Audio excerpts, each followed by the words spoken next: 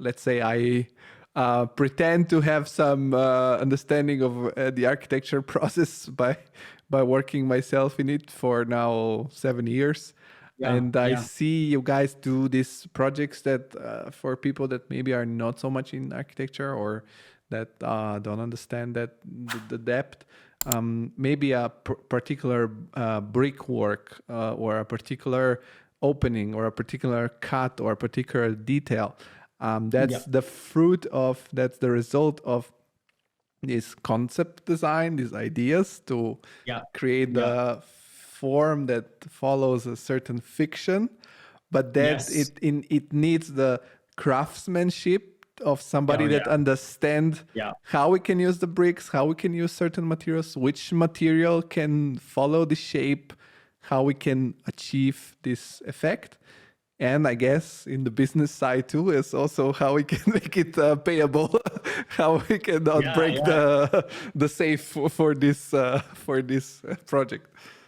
Yeah, there's a lot of things going on there that are quite challenging on a daily basis for the studio, you know, because it's nothing is typical, nothing is off the shelf. Everything is more or less custom, and that comes with the idea of a boutique firm. And that part of, like, you know, having to really work and build close relationships with fabricators and clients and different stakeholders in the project ultimately that will allow you to go on that journey and to figure it out. And I'd say, like, you know, we do a lot of transforming ordinary things. So as you said, like doors or windows that are kind of, you know, created to be extraordinary is the idea, is to make architecture perform the unexpected is what our tagline would be.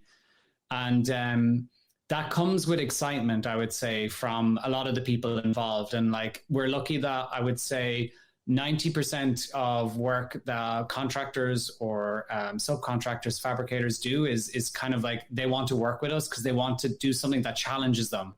I think that's the best way of looking at it, in terms of like, when I'm going to bid out this and I'm trying to get the right, you know, price for the client and all that stuff is the more nitty gritties. We're trying to bring on the right person that has the energy, that wants to actually do this with us, and like actually going to there needs to be of extra time, you know, there needs to be a bit more work in the drawings together. There's more time in the model, figuring out like, how these two things will come together.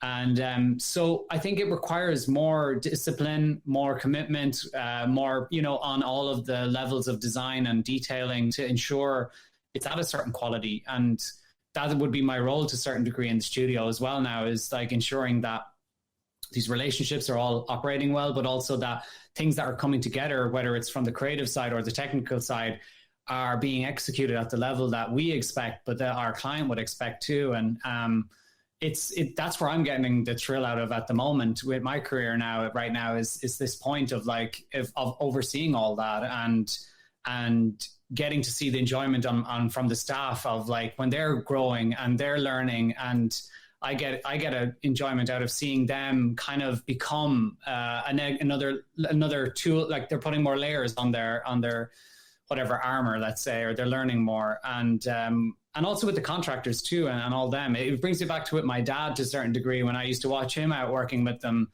and seeing him in field. And like, you know, he was, as I said, destroying the Irish landscape, which is extremely harsh. But it's like, I now see myself in that role, and I'm trying to figure things out and to create an imaginary landscape now. And I think, you know, there's some beauty in that now, and it's kind of coming a bit full circle. But then again, I'm, as I said, probably 5% true right now. So it's... And I guess also in your case, you said you're a relatively small studio, and the things that you do are very, as you said, personalized, very customed, let's say, for the exact project. So you have also probably a quite different relationship with your with the different companies on the construction site, with the different contractors. because probably you have to have a collaboration, right? Because I'm gonna imagine if you're gonna build I'm looking now at the image of a bench out of marble with some with some particular openings or some particular you need an expert that works with marble and that can tell you how this thing could be done, because I guess in-house knowledge about every single possible contrast that you can make with materials and shape, it's impossible. Yes, you need to kind of you've got to find these guys, get a Rolodex and call them. And actually there's a lot of extra work to get the right fit for executing that particular thing. And that happens over years. You do build up, as we all know, this network of people who contribute to your projects and help us to make these ideas. And, but yeah, we do plug in. I think a big part of it is we do plug into larger scale things. Certain things we do ourselves, like Kit Paris would be an example, where it was quite a large renovation of a project off the Champs-Élysées. And that was, we kind of led that whole process. So we went from instead of plugging in, we kind of went through almost all the phases except for CD, construction documents.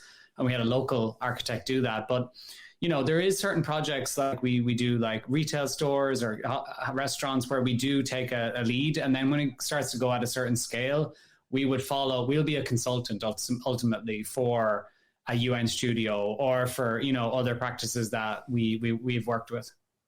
And how does the creative process at this company works? And what are the tools that you guys use hands-on to make things happen? Because you mentioned the founders are there again as overlooking the projects in the same style as Jean Nouvel, and what are the tools in matter of software or other other things that you guys use? Because I see that sometimes the projects involve creating a funny contrast where the wall turns into sort of how do you say, like a blanket or something soft, or you have some orb that it's fluctuating out of marble, or you use an object like a shoe and repeat it in a certain shape. So I guess you don't go into the realm of beam or things like that, because that's, I don't know, in my opinion, I don't know, maybe you can contradict me. Right. That doesn't make any sense for this, but maybe some parametric architecture or stuff like that you guys use. So for starting out with our creative process, I think there's within that book that I alluded to, the Hunting of the Snark, where the practice originally got the name from. There's a page in that book, and it's a map of the world that they're going and searching for, but it's a blank map. There's nothing on it. So I always like to think of that when we're starting the creative process, about putting a blank piece of paper with, a square within it, and thinking about, right, let's let go of all preconceptive notions of what, this thing should be or why it's like that. And we all sit down and we come up with we have a brief, but we come up with some big theme concepts, right? With the entire team. So it's not just like the particular project lead and the members assigned. It'll actually be the whole group of us.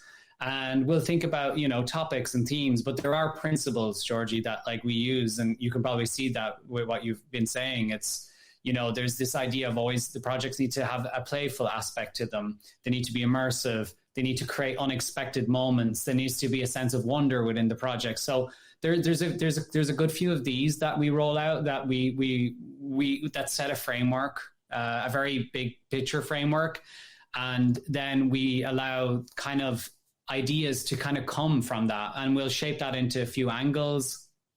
This will develop into this thing called a sketch session. And what we'll do is, and a best example would be to take something small here. So, for example, a light fixture, we work with different manufacturers in Italy and in Sweden, etc. And sometimes they'll ask us to do a collection. So we'll sit down with this light, and everyone will take a piece of paper, basically, and a pencil, and we'll create like a grid of 4 squares, and we'll apply kind of like a theme to the page. So like an action, for example, like melting, dripping, erosion, other things like, industrial, just thematic, and then put the light with it. And what does that mean? So it's combining two things to create something different. And that's a very small example of something that we would do that would build up a sketch, kind of like we would do a couple of versions of that. So you'd end up with a pile. And it would then be assigned to the project lead to take the pile and to sift through it and find out, well, what is in this that could be of interest for us to pursue with the client and for the studio to invest into as well. And so we'll come out with 3 directions from that. And those 3 directions will be developed through Rhino then. And you've got your various plugins that will be used when you speak of parametrics and stuff. Some people will apply Grasshopper, etc., to that. And we'll go through sketching. We'll go through a process of before that thinking and dialogue and research. That'll, and then eventually we'll do iterations through Rhino, and that we'll hone in our final design that we will shape with the client. We'll take that on the journey with them. So once we get that selected, it'll go through a rigorous process of architectural practice thinking, almost like like we said, the SD, the DD, CD. Because one thing to note that I guess we haven't kind of touched on is like everyone in snarkitecture are architects, which is, funny. It's but that was actually something from the outset that Daniel and Alex wanted to apply those principles to the way they did work. Because in some ways in architecture school, we get such a broad understanding of how things come together and how we can apply that kind of thinking in terms of conceptual thinking, but also having some idea of detailing and some idea of structure to small things like furniture that we do. So to date, there's been just a lot of architects in the studio and exploring that thinking on different types of scales.